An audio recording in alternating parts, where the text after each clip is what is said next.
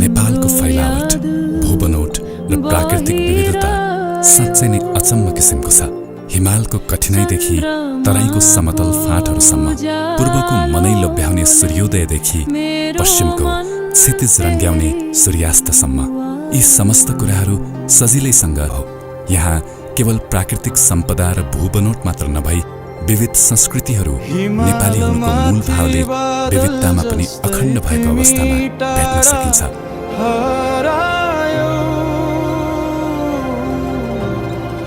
यो मार्फत प्रकृतिको त्यस फैलावटमा मानवीय सभ्यताले पोतिदिएको सुन्दर चित्र कैद गर्न कोसिस गरेका छौँ। वातावरण, वन्यजन्तु, मानिस, प्रविधि र संस्कृतिको सम्मिश्रणलाई समेट्ने प्रयास गरेका छौँ। त्यसैले यो भिडियोलाई अन्तिमसम्म हेरिदिनुहोला। आशा गर्दछौँ कि यस यात्रा मार्फत सुदूरपश्चिमका केही आवाज, केही झझल्को र केही मिठास तपाईहरू सामुन्ने पुर्याउन हामी सफल हुनेछौँ।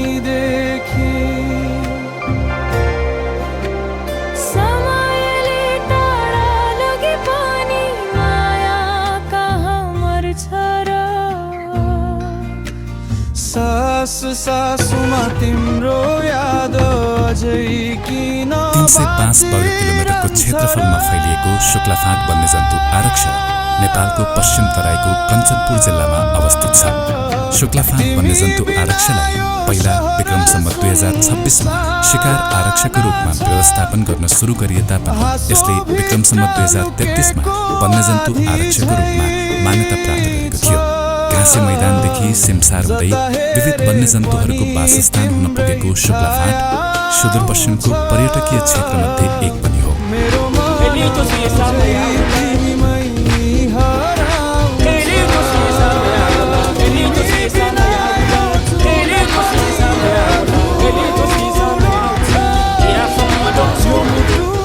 शुक्लाफाँटभित्र प्रवेश गरिसकेपछि भेटिने पहिलो गन्तव्य भनेको बाबाताल हो।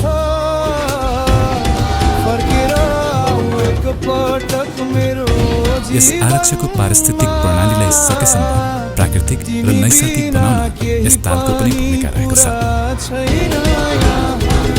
हामी शुक्लाफाँटको बाबाताल भन्ने ठाउँमा पुगिसकेको छौँ।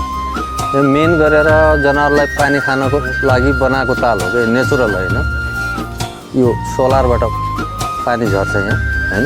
जनावर चराचुरीको लागि, वासस्थानको लागि पानी खाओस्, वरिपरि घाँसहरू चर्नको लागि यहाँ नजिक बसोस् भनेर यो बनाएको ताल हो। यस आरक्ष क्षेत्रभित्र धेरै प्रजातिका जनावरदेखि लिएर चराचुरुङ्गीहरू रहेका छन्।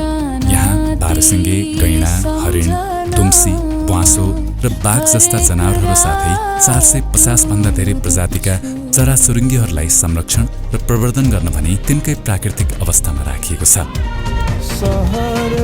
हामीलाई शुक्लाफाँट आरक्ष क्षेत्रभित्र प्रवेश गरेपछि थोरै डर र थोरै कौतूहलता मिश्रित अनुभूति भइरहेको थियो। मानिस समाजमा बस्न रुचाउने प्राणी हो, तर उसले बनाएका नीति नियमहरूबाट टाढा जङ्गलभित्र बसेर सही र गलत, न्याय र अन्यायको सीमारेखाहरू खिँदै गएको यहाँ देख्न सकिन्थ्यो। स्वतन्त्रताको सबैभन्दा निर्वाध रूप यहाँको हावामा नै महसुस भइरहेको थियो। बाबातालबाट जङ्गलभित्र देखिएका जनावर हेर्दै हामी यस आरक्ष क्षेत्रभित्रको दोस्रो गन्तव्य रानीताल पुग्छौँ। 2224 राज्य छँदा रानीले आत्मदह गरेको ताल भएकोले यस ताललाई रानीताल भनिएको छ। तिनै रानीको छोराको नाम कञ्चन भएकोले यस जिल्लाको नाम पनि कञ्चनपुर रहन गएको हो। यहाँ तालमा चाहिँ छ नि दाइ, तपाईँले स्टोरी भनिहाल्नु हिस्ट्री त होइन, तर अब यो तालमा चाहिँ कस्तो जनावरहरू आउँछ के छ? यो जनावरको लागि एकदम मेन भनेको यो ताल नै हो, नेचुरल ताल। अरू ठाउँ योभन्दा पारिपट्टि एउटा चौधरा नदी छ हजुर होइन। मेन पानी खाने बस्ने ठाउँ यही नै हो। यही नै हो हजुर। यो चाहिँ गेटबाट कति किलोमिटर छ? यो 18 किलोमिटर टाढा। अहिले हामी 18 किलोमिटर आइसक्यौँ। अब हाम्रो नेक्स्ट कहाँ हो? हामी शुक्लाफाँट मैदान। फाँट भनेको चाहिँ त्यो चाहिँ घाँसे मैदान। घाँसे मैदान। घाँसे मैदान पुग्नलाई अब कति बेर लाग्छ? यहाँबाट 6 किलोमिटर।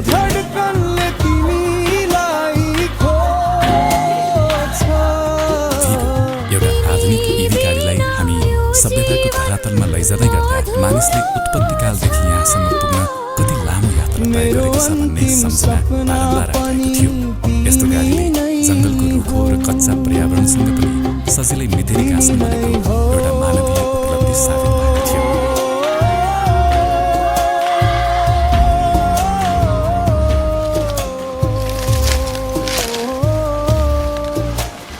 यो शुक्ला फाटामा पाउने पाइथन एक प्रकारको सर्प प्रजाति हो। यसले टोक्यो भने पनि विष लाग्दैन है। यो घाममा आएको कारण किन हो भने यसले आरा पाएको छैन। आरा पाएको कारणले आफ्नो शरीरको जुन बोसो हुन्छ त्यो पग्लाएर खान्छ क्या यसले एकदमै। हेर्नुहोस् यति मजाले रमाइलो गर्दै हिँड्छ यो, हेर्नुहोस् है।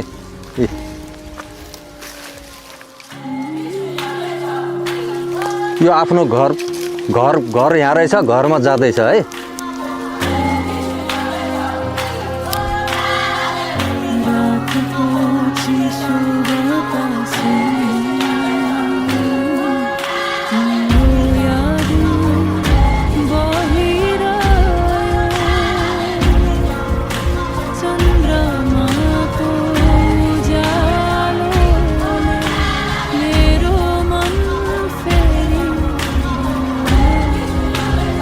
भर्खरै हामी शुक्ला फाटाको मेन घाँसे मैदान आइपुग्यौँ।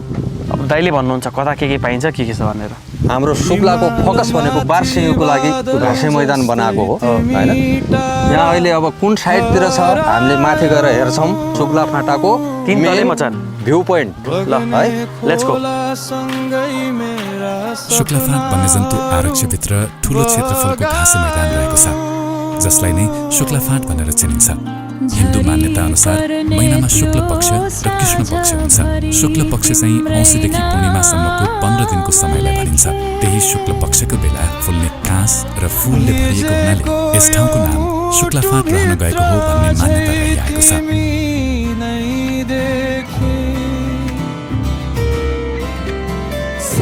ल बारसिंहको झुन्ड हाम्रो शुक्ला फाटामा भेट्यो। हेर्नुहोस् यहाँबाट 200-250 जतिको छ दाइ झुन्ड छ है। त्यहाँ मजाले केल गरेर हेर्नु होला।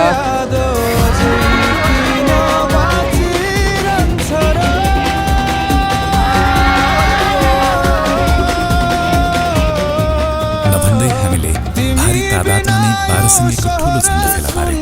यो हामी सबैका लागि एकदमै नयाँ अनुभव रहेको थियो। खुल्ला घाँसे मैदानमा कुदिरहेका खैरो रङका बारसिंहे बिछट्टी सुन्दर देखिन्थे। बारसिंहे मुख्यतः घाँसे मैदानमा पाइने जनावर हो, जो धेरैजसो सानोदेखि ठुलो झुन्डमा चरिरहेको भेट्न सकिन्छ। संरक्षण नगर्दा यिनको सिङदेखि छालाको लागि शिकार हुने गर्नाले आरक्ष क्षेत्रमा संरक्षण गरिएको हो। सन् 2022 सालमा गरिएको गणना अनुसार यस आरक्ष क्षेत्रभित्र 2313 बारसिंहेको जनसङ्ख्या रहेको छ। कुनै बेला मासिनै लागेका यी प्रजातिहरूले यस ठाउँमा पुनः आफ्नो घर पाएका छन्। मानवीय विवेक र भावना केवल आफ्नो लागि मात्र नभएर अरू जनावरको लागि पनि हो भन्ने कुराको एकदमै गतिलो उदाहरण हो।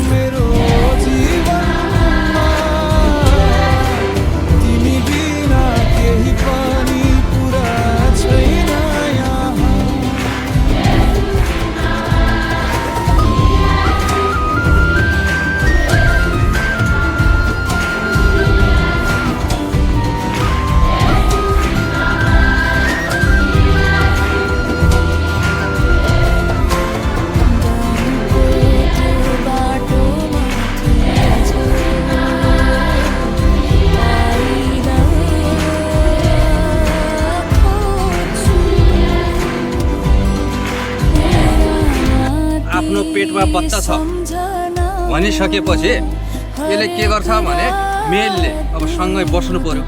मेरो फिमेललाई कुनै अप्ठ्यारो दौड्दाखेरि अप्ठ्यारो यो सिङले घोज्छ भनेर नेचरलले झार्ने हो क्या।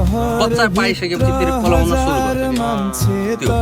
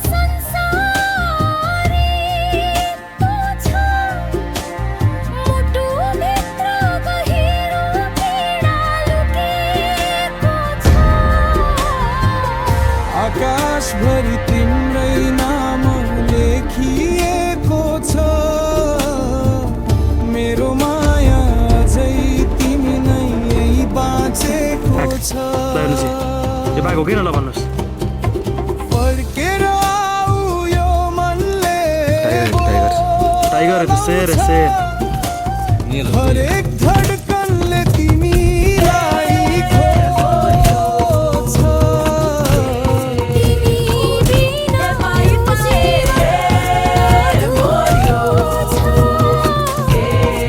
मेरो अन्तिम सपना पनि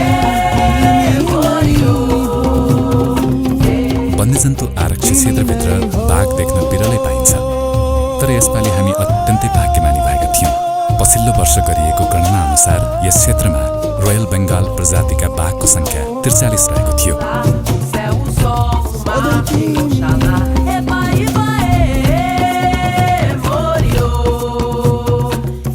यहाँ यस मैदानमा बाँच्नको लागि निरन्तर सङ्घर्ष नभएको होइन कुनै नियम कानुनले कसैलाई बाँध्दैन बाँध्दछ त केवल भोकले यी सबै कुराको प्रत्यक्षदर्शी हुने सौभाग्य प्राप्त भएकोले हामी सिङ्गो प्रकृतिप्रति नै कृतज्ञ महसुस गरिरहेका थियौँ